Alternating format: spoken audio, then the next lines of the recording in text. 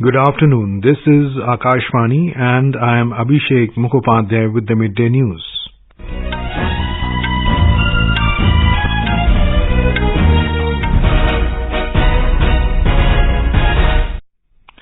The headlines. President Draupadi Murmu hails Gondwana University, Gadchiroli for imparting education to large number of tribal students and underprivileged groups. UGC makes PhD optional for recruitment to the post of Assistant Professor in institutions of higher education. NET, SET or SLET made minimum criteria. Prime Minister Narendra Modi to embark on a two-day visit to Chhattisgarh, Uttar Pradesh, Telangana and Rajasthan on the 7th of this month. Power Minister R.K. Singh says India is one of the lowest carbon emitters in the world and emerged as a global leader in energy transition.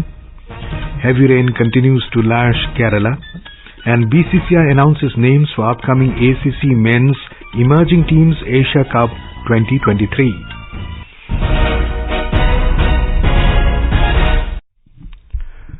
President Draupadi Murmu has hailed Gondwana University, Gadchiroli in Maharashtra for imparting education to a large number of tribal students and underprivileged groups. Addressing the 10th convocation of the university today, the President expressed satisfaction that Gondwana University is working for development and protection of forest resources, mineral resources, art of tribal community, local art and culture in this area. किसी भी समाज के विकास के लिए विशेषकर जनजातीय समाज और वंचित वर्ग की स्थिति को बदलने के लिए शिक्षा की बहुत महत्वपूर्ण भूमिका होती है। इस विश्वविद्यालय द्वारा इस क्षेत्र के लोगों की आकांक्षाओं को पूरा करने में उन्हें सक्षम बनाने के लिए उनकी शिक्षा संबंधी आवश्यकताओं को पूरा करने का प्रयास किया जा रहा है। इस विश्वविद्यालय में बड़ी संख्या में जनजातीय समुदाय के विद्यार्थियों भी शिक्षा प्राप्त कर रहे हैं और आज लगभग 3,200 जनजातीय समाज के विद्यार्थियों को उपाधियां प्रदान की गई है। President Murmu has underlined the commendable performance of girl students of Gondwana University and called it as an important step in the direction of women empowerment. She expressed hope that other girl students will get inspiration from the large number of girls graduating and winning gold medals at the convocation. About 45% of the graduates and more than 61% of the gold medalists were girl students in today's convocation. On this occasion, Maharashtra Governor Ramesh Bass, Union Minister Nitin Gadkari, Deputy Chief Minister Devendra Fadnavis, University Vice Chancellor Dr. Prashant Bokhare were present. Addressing the convocation, the President noted that courses like bamboo craft, forest management have been started in Gondwana University to promote experiential learning, and Tribal Research Center is also functioning in this university. She said this is her first visit to Maharashtra after assuming office of the President, and the first program during this visit is the convocation ceremony related to the youth. The President informed that she has been communicating with the particularly vulnerable tribal groups, PVTGs, from time to time, and last month she had invited the members of this tribal community at the Rashtrapati Bhavan. The lifestyle of these tribal groups living in harmonious relationship with nature is amazing. The President appealed to all countrymen to learn from them. University Grants Commission UGC has set NET, SET or SLET as the minimum criteria for the direct recruitment to the post of Assistant Professor for all higher education institutions. In a notification, the UGC also stated that PhD qualification for appointment of the same post would be optional from this month onwards. Earlier in 2021, the Commission announced that PhD was not mandatory for direct recruitment of assistant professors till July this year.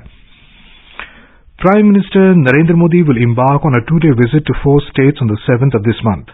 During his visit, the Prime Minister will dedicate and lay foundation stone of projects worth around 50,000 crore rupees. On the first day of the visit, he will lay the foundation stone for various development projects in Chhattisgarh's Raipur, including national highway projects worth around 6,400 crore rupees. On the same day, he will flag off 2 Vande Bharat trains from Gorakhpur in Uttar Pradesh. In Varanasi, he will attend a public program and inaugurate multiple development projects. Next day, the Prime Minister will lay the foundation stone for several infrastructure development projects worth around 6,100 crore rupees in Warangal, Telangana, including national highway projects. Later, he will lay the foundation stone for development projects worth over 24,300 crore rupees in Bikaner, Rajasthan. Mr. Modi will also dedicate a new 30-bedded Employees State Insurance Corporation hospital there. India is one of the lowest carbon emitters in the world, and it has emerged as a world leader in energy transition. This was stated by Power Minister R.K. Singh while inaugurating the first international conference on green hydrogen in New Delhi today. Mr. Singh said that the country had aimed at reducing the emissions intensity of its GDP by 30% by 2030, which has been achieved 9 years in advance. He said the government is running programs including the Ujala scheme related to LED bulbs, which are world-leading initiatives in carbon emission reduction.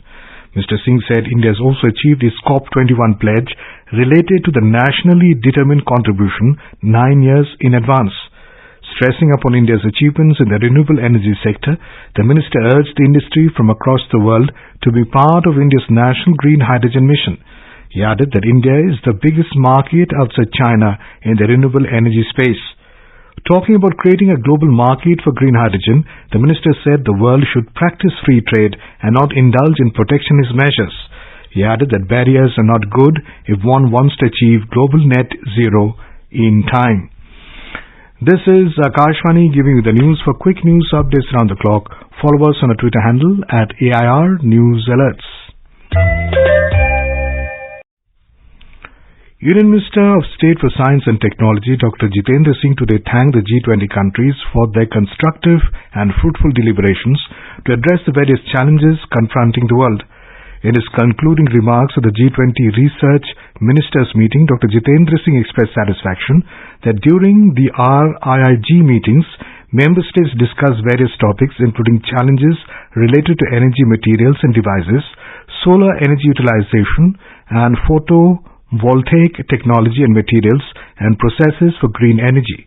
Friends, as the world grapples with the challenge of climate change and depleting natural resources, it becomes imperative for all of us to harness renewable energy sources efficiently and effectively. Our scientists have been working tirelessly to discover and create materials that can revolutionize the energy sector, make it cleaner, make it more affordable, and make it also accessible for all.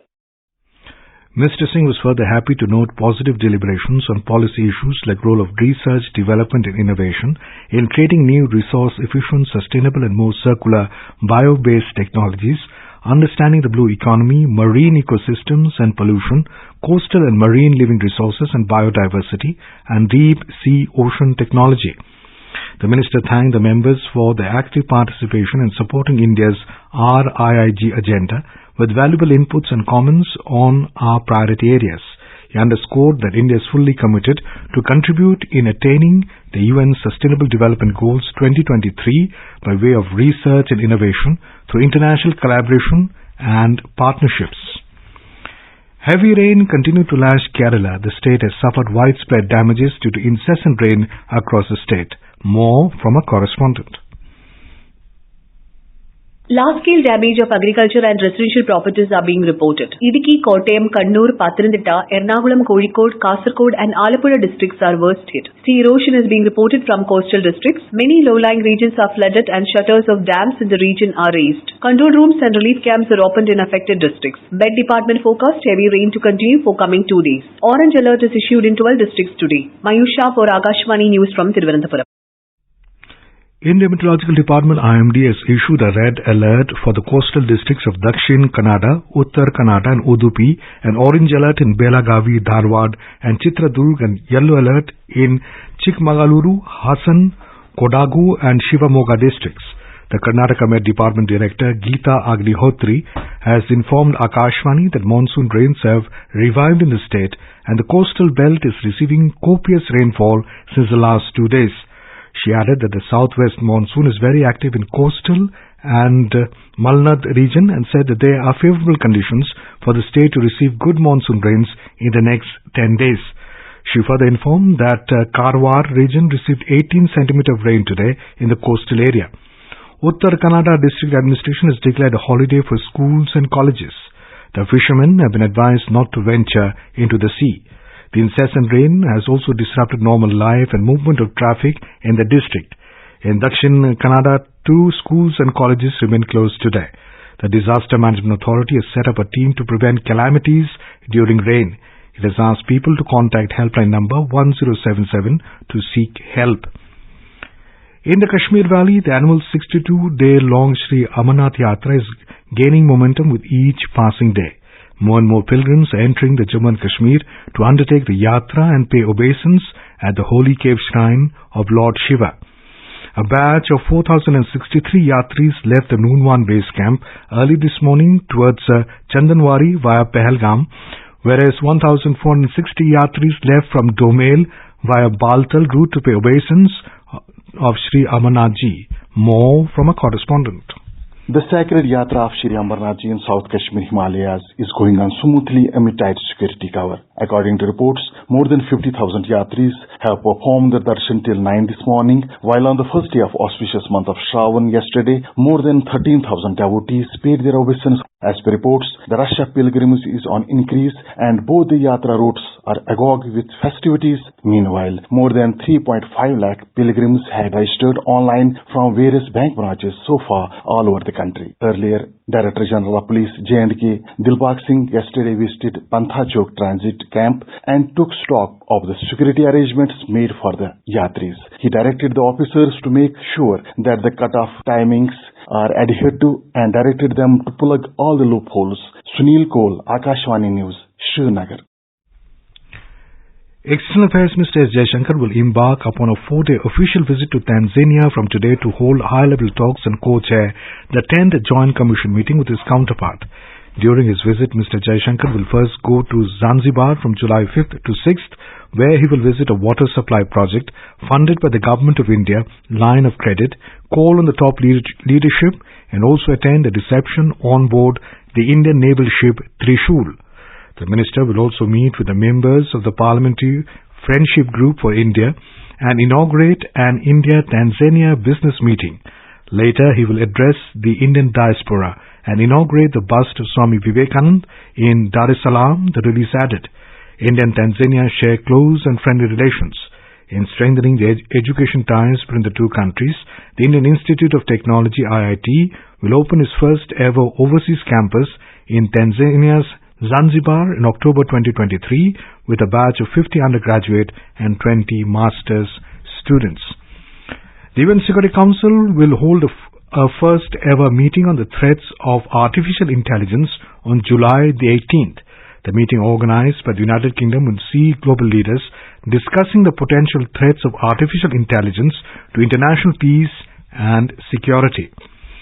The BCCI Junior Cricket Committee yesterday announced names for the upcoming ACC Men's Emerging Teams Asia Cup 2023. The 2022 Under-19 World Cup winning captain Yash Dhal will lead the side while Abhishek Sharma has been named as the deputy skipper.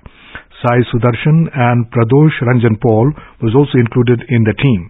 Among the bowlers, Manav Suthar and Yuvraj Singh Dodia, who had impressed with the Ranji Trophy last season, were part of the 15-member team.